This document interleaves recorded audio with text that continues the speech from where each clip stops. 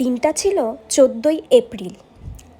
চড়ক পুজো ছিল সেদিন, আর সেটা দেখতে আমরা দুজনে বেরিয়ে পড়েছিলাম ঠিক সন্ধ্যা সন্ধ্যা। আসলে এই পুজোটা আমারই পাড়ায় একটি মাঠে হয়ে থাকে। তো ফার্স্ট টাইম আমি এই মাঠে প্রথম চড়ক দেখতে এসেছি। এর আগে এসেছি, তবে এখানে নয়, আরও অনেক জায়গায় আমাদের এখানে চড়ক হয়, সেগুলোতে গিয়েছি। তবে এখানে আমি এই প্রথমবার চড়ক দেখতে এলাম। বেশ ভালো ছিল এবং খুব ভালো এরা উপস্থাপনাটাও করেছিল। আর এই মাটির খেলনাগুলো দেখে আমার ছোটোবেলা মনে পড়ে যাচ্ছিল। আমিও এগুলো নিয়ে অনেক খেলেছি একসময়। তারপর এই শিব পার্বতী সবার নাচ দেখতে দেখতে সন্ধ্যাটা বেশ ভালোই কাটলো।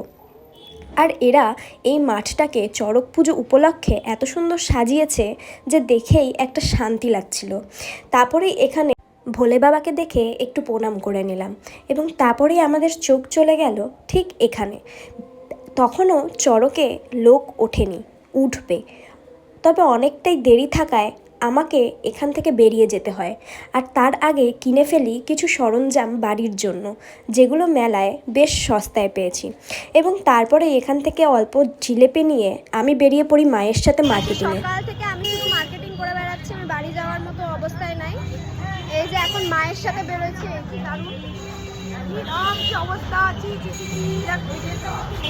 এখন মা, আমি আর আমার সোনা মা সবাই মিলে বেরোচ্ছি।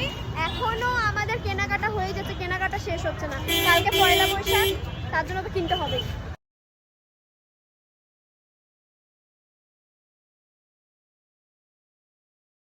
আমি না এখন বাড়ি যেতে পারলে বাঁচি, আর অবভিয়াসলি আমি এখন বাড়ি যাব।